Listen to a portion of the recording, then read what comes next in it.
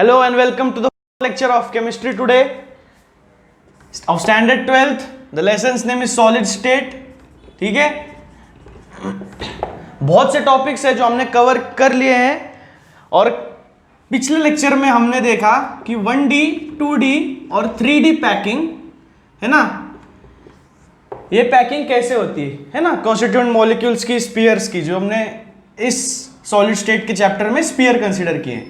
तो 3D वाला हमने कल देखा कि पैटर्न के हिसाब से है ना, ए बी या 4 टाइम्स ए, ऐसे पैटर्न्स के हिसाब से 3D के मॉलिक्यूल्स, 3D के स्पीयर्स उन्होंने अरेंज किए थे। ठीक है, और कल का लास्ट जो पिछले लेक्चर का लास्ट टॉपिक जो हमारा था वो क्या था कि जो भी ए बी स्ट्रक्चर के मॉलिक्यूल्स होते हैं, स्पीयर्स होते हैं 3D वाले, है ना, उनकी सिर्फ 2 रोज हमने अरेंज की थी, यानी कि ऐसी रो है ना, और इनके डिप्रेशंस में होते हैं मॉलिक्यूल्स, स्पीयर्स है ना, जो ट्रायंगुलर वॉइड बनाते हैं ऐसे। और हमने क्या किया था, इसके आगे okay, in 3D if you imagine in front of this, इसके आगे हमने और एक ऐसी रो लगा दी थी, है ना, तो ये 2 रो बन गए थे ऐसे। आप डायग्राम में देख सकते हैं नीचे, है ना, उसको बोल रहे हैं हेक्सागोनल क्लोज पैकिंग। क्या बोल रहे हैं उसको? Hexagonal close packing. क्योंकि अगर मैं इस पैटर्न से अगर मैं देखूंगा तो क्या हो रहा है, मेरा एक सेंट्रल स्पीयर को 6 स्पीयर्स दूसरे ये घेरे हुए, मतलब इसका कोऑर्डिनेशन नंबर 6 है। किसमें? 2D में। किसमें देख रहे हैं हम? 2D में। अब हम आगे और एक रो इसके बनाएंगे, है ना, तो हमने वो भी कल सीख लिया कि आगे और एक रो बनाएंगे तो 2 तरह के वॉइड बनते हैं। कौन से वॉइड? टेट्राहेड्रल और ऑक्टाहेड्रल, है ना। और एक बात ध्यान में रखना जरूरी है कि जितने नंबर ऑफ पार्टिकल्स होंगे, है ना, जितने नंबर ऑफ पार्टिकल्स होंगे, अगर n नंबर ऑफ पार्टिकल्स होंगे हमारे पास, अगर n नंबर ऑफ पार्टिकल्स होंगे तो टेट्राहेड्रल वॉइड्स होंगे 2n और ऑक्टाहेड्रल वॉइड्स होंगे n। ठीक है, क्योंकि 2 टेट्राहेड्रल वॉइड मिला के एक टेट्राहेड्रल वॉइड बन रहा है। ठीक है, ऑक्टाहेड्रल वॉइड कैसे बन रहा है? ऑक्टाहेड्रल वॉइड जब स्पीयर्स अपसाइड डाउन अरेंज हो रहे हैं एक ट्रायंगुलर फॉर्म में ऐसे, है ना, और ये कुछ इस तरह से, ये कुछ इस तरह से, ये जो डिप्रेशंस बन रहा है बीच में, मार्कर की वजह से आपको ठीक से नहीं दिख रहा है, लेकिन स्क्रीन पे आप देख सकते हैं ये जो डिप्रेशन दिख रहा है आपको, जिसपे कोई स्पीयर रेस्टिंग नहीं है, वो बन रहा है ऑक्टाहेड्रल वॉइड। ठीक है, ऑक्टाहेड्रल का मतलब मैंने बताया था 2 टेट्राहेड्रल अगर आप ज्वाइन कर दोगे उनके बेसिस को तो ऑक्टाहेड्रल वॉइड बनेगा। ठीक है, आज हम देखेंगे, जैसा मैंने कल बताया था या पिछले लेक्चर में बताया था, आज हम देखेंगे कि 2 रो तो स्टैक हो गए 3D में, 3rd रो स्टैक करने का तरीका क्या है। आप डायग्राम में देख सकते हैं 3rd रो स्टैक करने का तरीके 2 हैं। पहला तरीका, जो पिछली रो है, ठीक है, ऊपर से अगर मैं देखूं, ठीक है, जो पिछली रो है उसको मैंने A बोल दिया समझो, और आगे वाली रो को B बोल दिया।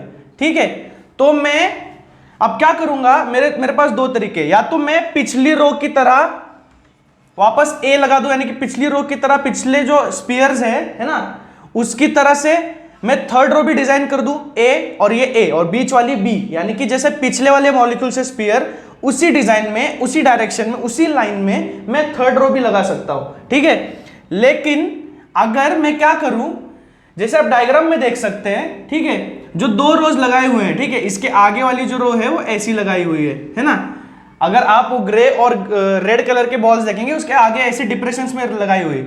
अब क्या हो रहा है कि पिछली वाली रो और आगे वाली रो, ठीक है, इनकी वजह से हमको टेट्राहेड्रल वॉइड्स और ऑक्टाहेड्रल वॉइड्स मिल रहे हैं। अब जो वॉइड्स हैं, अगर मैं उसमें मेरे स्पीयर्स लगा दूं तो मतलब कि जहां जहां वॉइड है वहां वहां बस मैं स्पीयर्स लगा रहा हूं, तो सी पैटर्न बन जाएगा। यानी कि क्या, मैं दोनों में से किसी भी तरह का सिमिलर पैटर्न नहीं फॉलो कर रहा हूं, मैं क्या कर रहा हूं, जहां पे मुझे वॉइड दिख रहे हैं, है ना, जहां पे मुझे वॉइड्स दिख रहे हैं वहां पे मैं स्पीयर अटैच कर रहा हूं, जैसे आप फिगर में देख सकते हैं, है ना।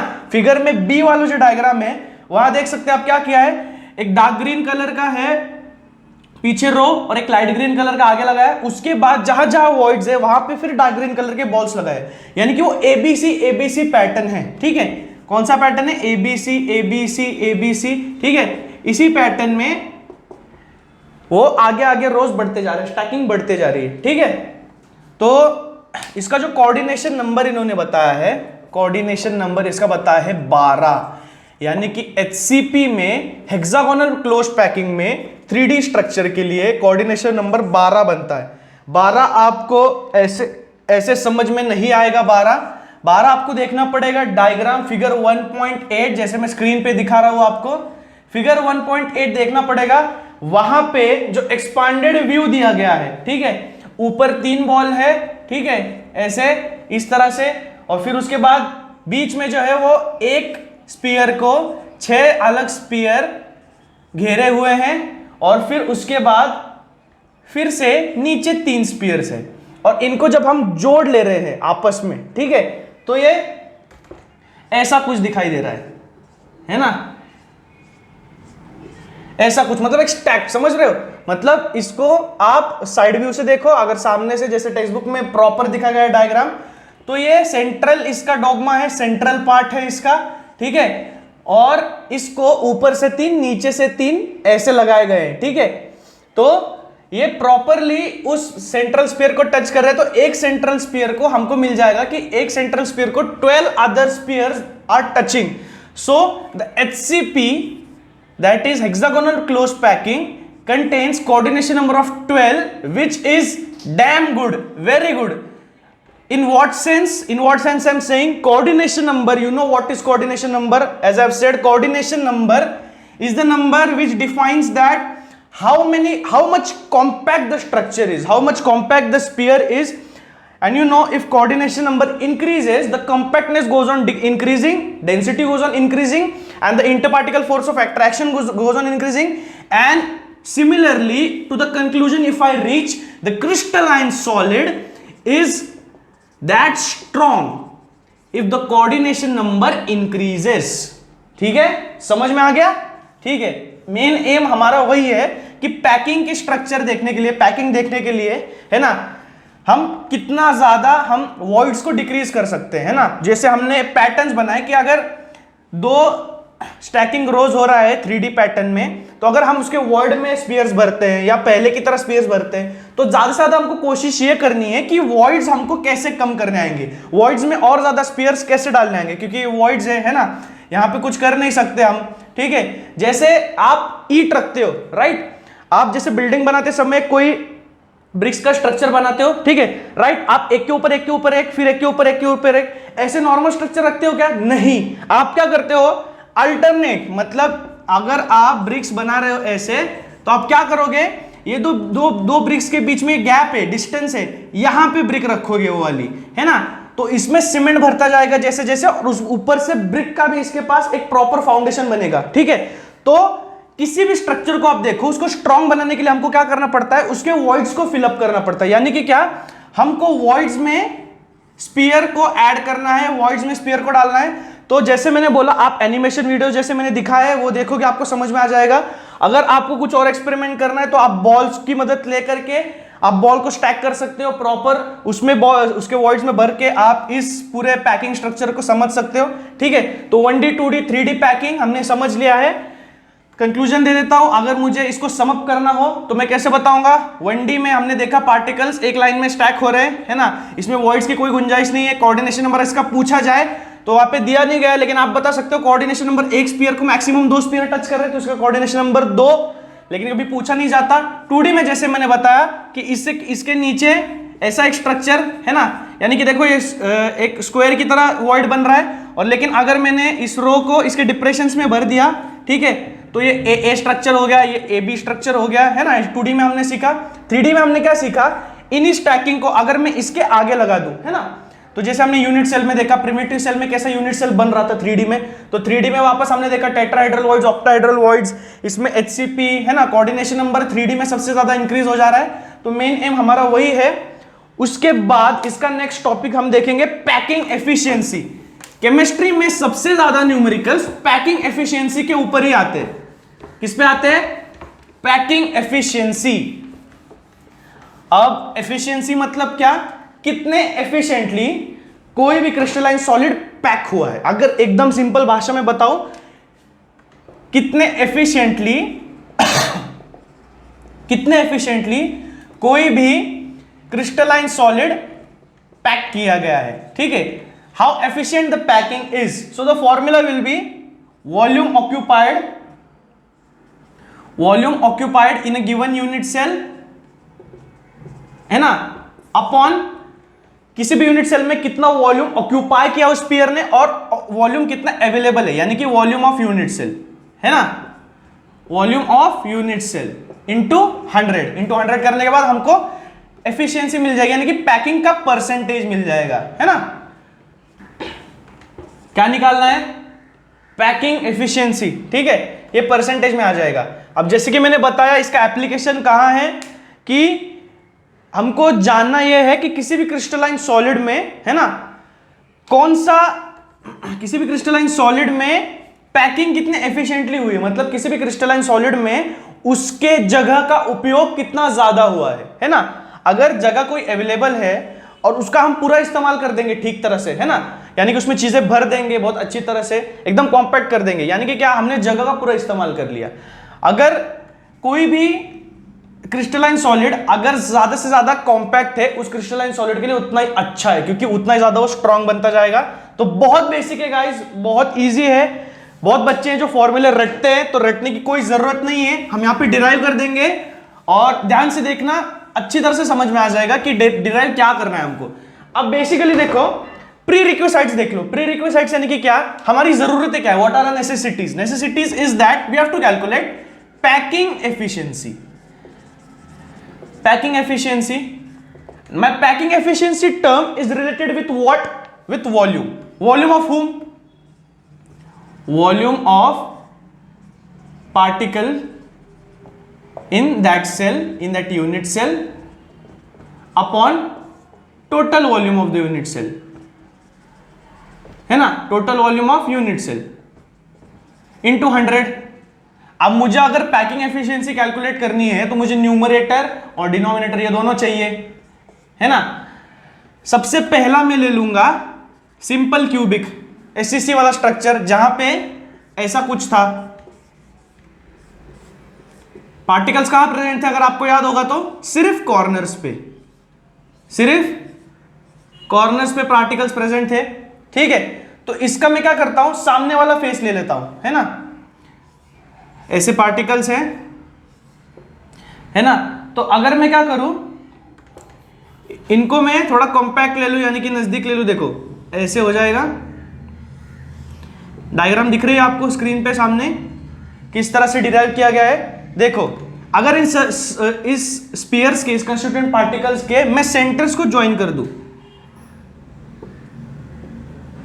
ऐसे, और ज्वाइन कर दूं ऐसे, इस तरह से, है ना।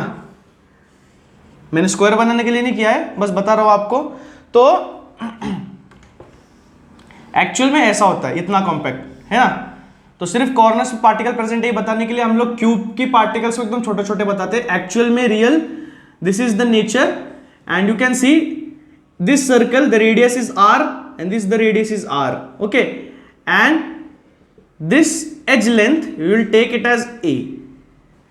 समझ में आ रहा है, ठीक है। इसके सेंटर्स को ज्वाइन करने के बाद हमको ए मिलता है, लेकिन एक्चुअली क्या है, A is the sum of two radiuses, okay, so A is equal to R plus R, तो A is 2 times R।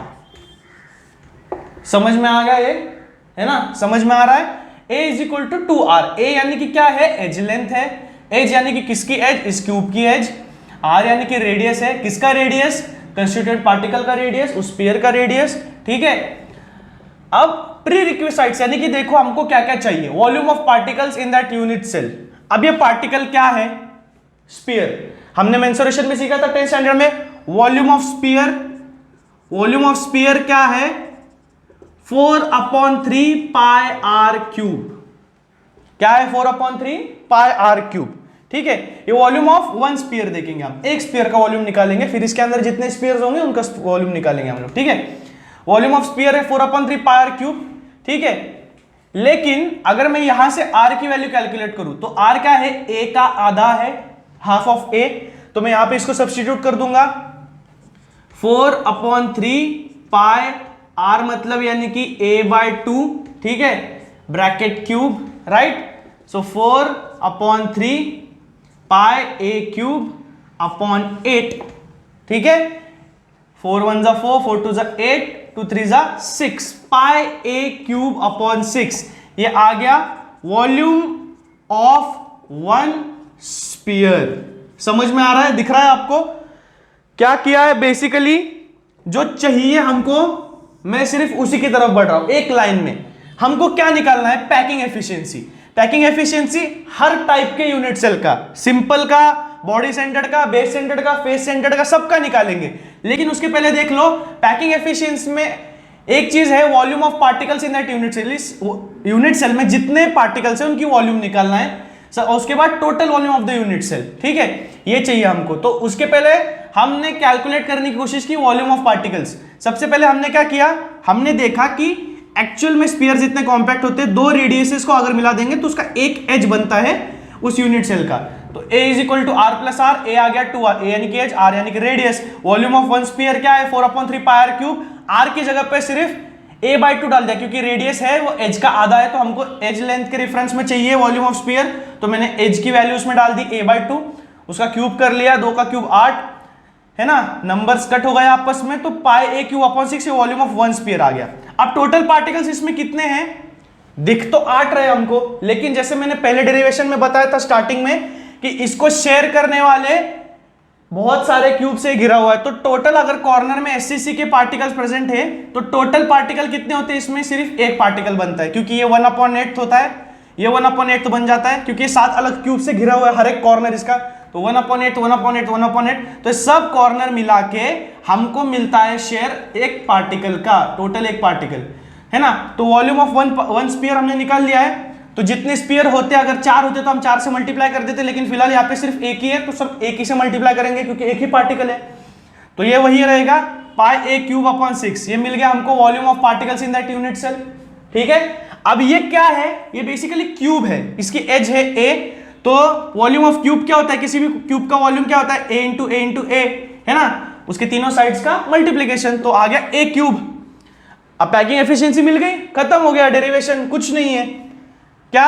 Pi a³/6, ये हो गया वॉल्यूम पार्टिकल का उस क्यूबिकल में। अभी एक ही पार्टिकल है तो एक ही पार्टिकल का वॉल्यूम लेंगे, है ना। तो उसके बाद टोटल वॉल्यूम क्या यूनिट सेल का? a³ है, इंटू 100 कर लो। अब a³ हो गया कट, है ना।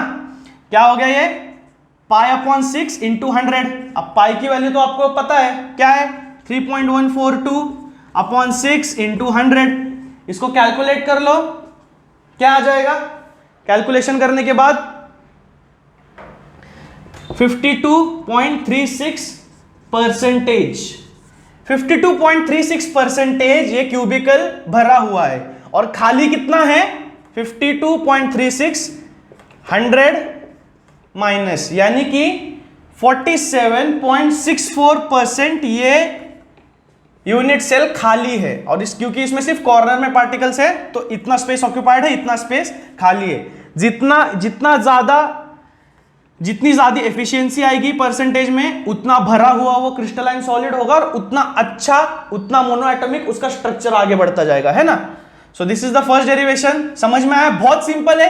पैकिंग एफिशिएंसी का formula volume of particles upon total volume. Total volume अब हम क्या ले रहे हैं? इस पूरे लेसन में यूनिट सेल का स्ट्रक्चर हमने क्यूब लिया है, तो टोटल वॉल्यूम सारे डेरिवेशंस के लिए a³ ही होगा, राइट। बच्चा क्या? Volume of particles. अब पूरे लेसन में वापस हमारे कॉन्स्टिट्यूएंट पार्टिकल्स भी स्फीयर ही है, फॉर्मूला एक ही हो जाएगा, 4/3 पाई r³। किसको ये फॉर्मूला पता नहीं है तो इसको याद कर लो, क्योंकि हर स्फीयर में हमको यही फॉर्मूला देखना है। अब r की जगह पे जैसे जैसे एज लेंथ हम अलग अलग देखते जाएंगे, वैसे वैसे सब्स्टिट्यूट करते जाएंगे। किसी में 2 पार्टिकल है, किसी में 4 है, किसी में 6 है, तो उससे हम मल्टीप्लाई करते जाएंगे। तो बेसिकली एफिशिएंसी जो है हमारी पैकिंग वाली वो बढ़ती जाएगी, बस, देयर इज नथिंग एल्स। सो आपको ये फॉर्मूला ध्यान में रखना है, बस आपके सारे न्यूमेरिकल्स आप सॉल्व कर सकते हो, ठीक है। समझ में आया आप लोगों को? अगर मैं बार बार इरिटेट करूंगा इसी चीज को तो आपको बोर हो जाएगा, क्योंकि अगर मैं बार बार रिपीट करूंगा तो इरिटेट होने लगा, क्योंकि है उतना इजी है कि रिपीट करने की जरूरत बिल्कुल भी नहीं है। फिर भी अगर आपको डाउट्स है, कुछ भी है, तो जैसे मैंने बोला आप कमेंट सेक्शन में मेंशन कर सकते हो, ठीक है, मैं सिर्फ वहां पे टाइप करके आपके डाउट्स नहीं सॉल्व करूंगा, उस पर अगर मैं वीडियो भी बना सकता हूं, ज्यादा लोगों के डाउट्स होते तो मैं वीडियो भी बनाऊंगा उस पर, ठीक है। सो अगले लेक्चर में हम देखेंगे body centered, cubic, face centered, इन चीजों की पैकिंग एफिशिएंसी कैसे निकाली जाती है। अगर होमवर्क मैं आपको देना चाहूं, ठीक है, मैं घर पे आके चेक तो नहीं कर सकता, लेकिन आप करोगे, ठीक है, तो मेरे लिए बहुत अच्छा होगा, यानी कि आप प्रिपेयर होकर आओगे थोड़ा सा। अगर आप कर सकते हो बिना देखे टेक्स्ट बुक में इस मेथोडोलॉजी से, क्योंकि बॉडी सेंटर्ड में एक चीज है, यहाँ पे सेंटर में भी पार्टिकल प्रेजेंट है, ठीक है, तो थोड़ा सा एक चेंज आ जाएगा, क्योंकि पार्टिकल्स का स्ट्रक्चर कुछ ऐसा हो जाएगा, है ना। अगर हम कॉर्नर से देखें, सेंटर में एक है, यहाँ इस कॉर्नर में एक है, तो इस एज पे देखें तो हम ऐसा कुछ स्ट्रक्चर बन जाएगा, है ना। तो ये हाइपोटेनस वगैरह थोड़ा सा इसमें थोड़ा सा माइनर थोड़ा सा मॉडिफिकेशन है, लेकिन आप अगर, ठीक है, थोड़ा सा स्मार्ट बनना चाहते हो, थोड़ा सा आप कंफर्ट जोन को एक्सटेंड करोगे तो आपको आ जाएगा ये डेरिवेशन भी। तो होमवर्क के लिए आप ये कर सकते हो, नहीं तो अगले लेक्चर में मैं तो ये टॉपिक्स कवर ही करने वाला हूं, ठीक है। तो आई होप आपको टुडेज लेक्चर समझ में आ गया होगा। अगर अब भी आपके फ्रेंड जो है उनको पता नहीं है कि ऐसे कोई लेक्चर्स चल रहे हैं एचएससी के बोर्ड के हिसाब से, है ना, फुल सिलेबस की तैयारी में हम लोग, इस दौड़ में हम लोग साथ में भागना है हमको, आपको भी मुझे भी, ठीक है, क्योंकि अगर ये बोथ वे से इंटरेक्टिव होगा तो बहुत ज्यादा अच्छा होगा। अगर आपका सपोर्ट मिलेगा तो हम और सब्जेक्ट्स भी कवर करने की कोशिश करेंगे। फिलहाल केमिस्ट्री का सिलेबस हमको लेकर के आगे चलना है, तो लाइक शेयर सब्सक्राइब कीजिए please, and Diksha coaching classes के टच में रहिए, ज्यादा से ज्यादा लेक्चर्स, ठीक है, आपको सुनने मिलेंगे, देखने मिलेंगे, and yes, I will join you in the next lecture. Till then, good bye.